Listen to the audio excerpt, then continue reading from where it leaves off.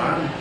Las delegaciones federales están al servicio del PAN, ustedes lo saben. Aquí en Hidalgo ha sido que amenazan al delegado federal: o te metes a chambear por el PAN, que trae su coalición ahí con el PRD, o solos, pero sí le dicen a los delegados federales del PAN: o trabajas las 24 horas del día con tu gente, tus camionetas, tu gasolina, tus recursos y todo, para apoyar a los candidatos del PAN, o pierdes la chamba.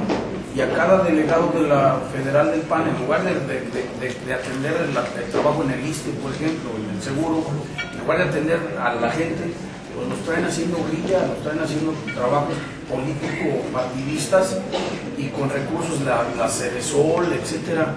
Y yo creo que esto es reprobable.